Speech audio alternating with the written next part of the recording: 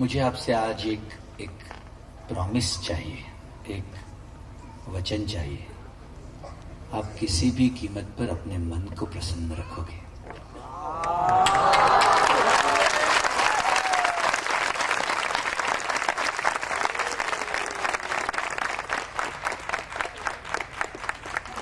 करोगे प्रॉमिस? अच्छा, इस प्रॉमिस को, इस वचन को निभाना हो ना आपको, तो अपने मन को समझना पड़ेगा पहले आपको। देखो, हर एक व्यक्ति के मन में ना अप्रसन्नता जगाने वाले कुछ कारण होते हैं, हाँ या ना? कुछ लोगों के मन में गुस्से का जो आदत बनी हुई ना, उस गुस्से का एक संस्कार बन गया, वो उनको अप्रसन्न करता रहता है, हाँ या ना? कुछ लोगों को चिंता की आदत पड़ी हुई है, तो उससे वो अप्रसन्न होते रहते हैं। कुछ लोगों को लघुता ग्रंथि से वो पीड़ित है। लघुता ग्रंथि समझते? अपने खुद को बुरा मानना, गया बीता मानना, कम मानना, अक्षम मानना, अबला मानना, ये लघुता ग्रंथि की निशानी। कुछ लोग उसकी वजह से प्रसन्नता से दूर जाते रहते हैं, हाँ या ना? वैसे ही कुछ लोगों को लोभ की वजह से अप्रसन्नता आती रहती है। जैसे ही मन लोभ से ग्रसित हो गया, मुझे ये चाहिए, मुझे वो चाहिए, मन एकदम, लोभ को है ना अपने शास्त्रों में बहुत सुंदर नहीं कह सकते, लेकिन बहुत अच्छा वर्णन है उसका। लोभ को ऐसा कहा, मनुष्य को राक्षस बनाने वाला है ये तत्व।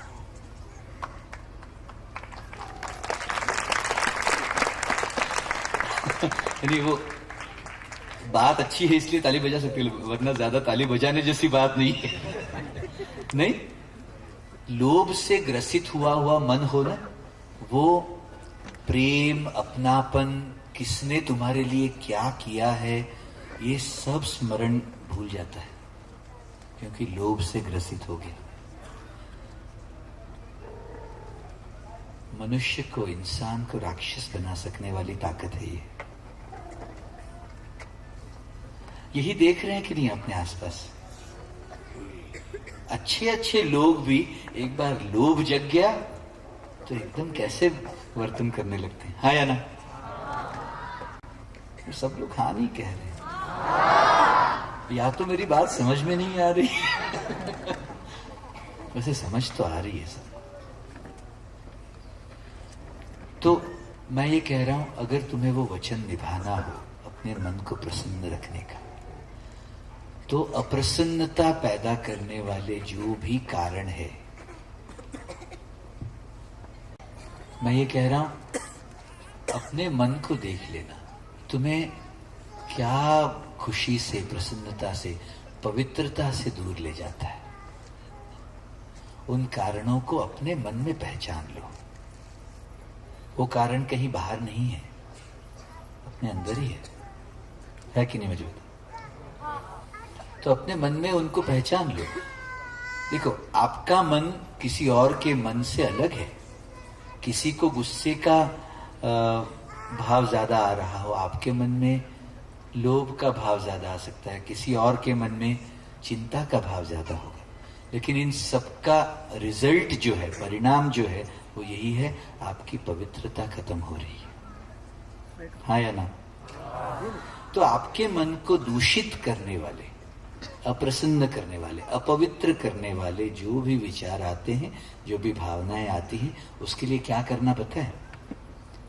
गुरु जी का स्मरण कर लो, शिवाजी महाराज का स्मरण कर लो, अपने पुरखों में जिनके बारे में आपके मन में श्रद्धा है, विश्वास है, जहां आपका मन झुका हुआ है, उस शक्ति का स्मरण करके उस शक्ति के चरणों में वो ऐसे उस विचार को, उस भावना को, उस अपवित्र करने वाली कोई भी जो ताकत है, उसको समर्पण कर देना। करोगे सब लोग? और क्या करना चाहिए? सुबह उठ के ना, कार्य शुरू करने से पहले ये करो। जैसे उठे तो अपने बिस्तर पे बैठ के आंख बंद करके बैठना, गुरु का, प्रभु का स्मरण कर लिया, और अपने मन में कल के दिन में जो भी गड़बड़ आई थी अपवित्र करने वाली, उसका स्मरण किया, छोड़ दिया, उसको समर्पण कर दिया। ऐसे पवित्र मन के साथ, खाली मन के साथ, प्रसन्न मन के साथ दिन की शुरुआत करना है रोज।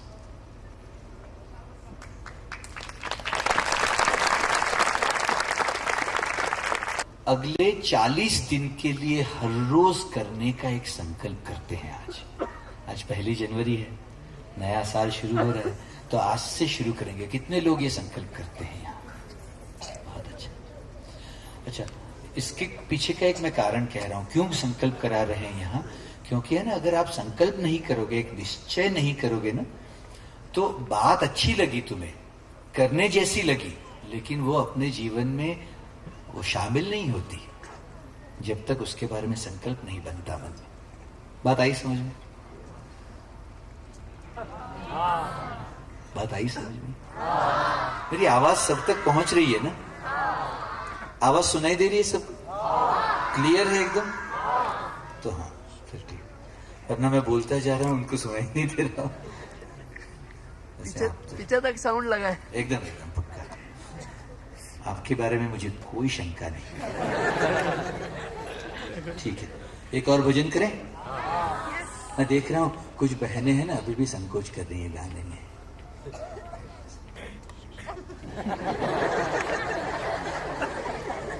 ऐसे संकोच से ग्रसित मन है ना, कभी प्रसन्न ऐसे उत्सव नहीं मना सकता। उत्सव मनाने के लिए आपको थोड़ा सा क्रेजी होना पड़ेगा। क्रेजी समझते हो? थोड़ा सा पागल होना पड़ेगा।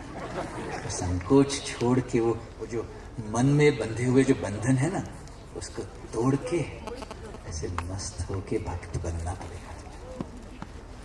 भक्त वो जो कोई मेरे बारे में क्या सोचेगा, अरे देख रहे हैं कोई सब लोग ऐसा क्या सुनो, भक्त ये चिंता नहीं करता। भक्त वो है जो अपना और अपने प्रभु का, बस उनका कनेक्शन हो गया, फिर दुनिया जाए बाहर।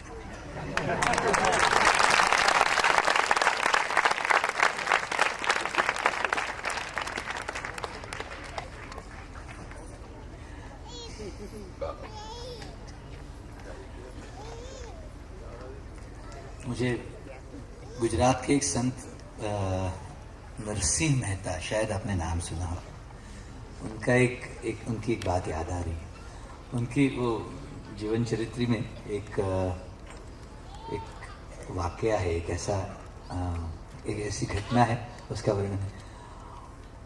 ज्यादा कुछ धन तो था नहीं, शेतकरी के बेटे थे और थोड़ा सा मेहनत करके कुछ पैसा कमाया हुआ था, और वो घर के किसी एक कार्य के लिए वो संग्रह करके रखा था कि किसी की शादी थी, ऐसा कुछ, मुझे ज्यादा स्मरण नहीं है उसका।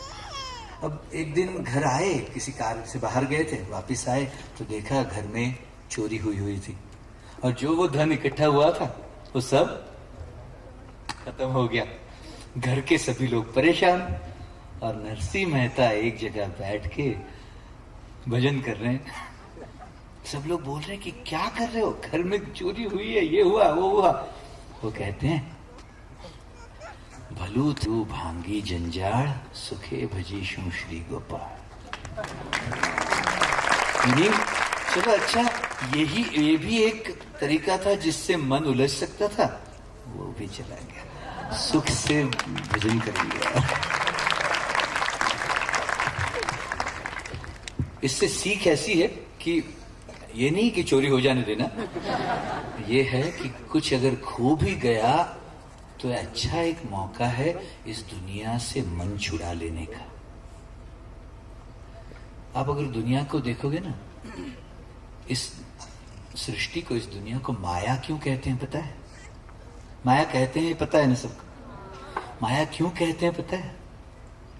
वो तुम्हें सुख देने का वचन देती है, लेकिन सुख देती नहीं कभी। तुम्हें लगता है ये पालूं तो खुश हो जाऊंगा, सुख मिल जाएगा, शादी कर लूं तो सब ठीक हो जाएगा, मेरे बच्चे की शादी हो जाए सब प्रसन्न हो जाएगा। तुम्हें सुख का भास देने वाली है, ये सुख देने वाली नहीं है, इसीलिए उसको माया कहते हैं। इसको माया इसलिए कहते हैं क्योंकि वो, तुम देखो, कुछ मिलने पर खुशी मिलेगी, ये भ्रम है कि नहीं सबको, मुझे बताओ। अब जब तक कोई चीज हाथ में नहीं आई थी तब तक उसमें सुख नजर आया था तुम्हें। अब वो चीज हाथ में आ गई ना, उसके अंदर पूरी तरह आप रस खो दोगे। जो चीज तुम्हारे हाथ में आ गई उसमें से रस निकल गया, फिर किसी और चीज के लिए रस आया, फिर उसके पीछे भागे। ये कैसा है पता है? रात को 2 बजे आप साइकिल लेके या मोटरसाइकिल स्कूटर लेके अगर कहीं निकल जाओ रास्ते में, तो कुत्ते कैसा बिहेवियर करते हैं, कैसे क्या करते हैं? पीछे भागते हैं ना। आप ये करके देख लेना, रोक लो अपना गाड़ी, रोक लेना, आने दो उसको। वो आप तक पहुंच जाए ना, उसके बाद उसको पता नहीं कि क्या करना है।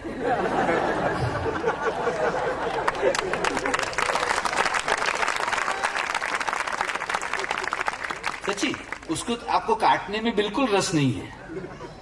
वो आ गया, एक बार पहुंच गया, फिर ऐसे घूमता है, फिर किसी और गाड़ी को देख के उसके पीछे भागेगा। अपना मन भी यही कर रहा है। जब तक कोई चीज नहीं आई हाथ में तब तक भाग रहा है उसके पीछे। जैसे ही वो मिल गई, हाथ में पहुंच गई, फिर और किसी चीज को लेके उसके पीछे भागे।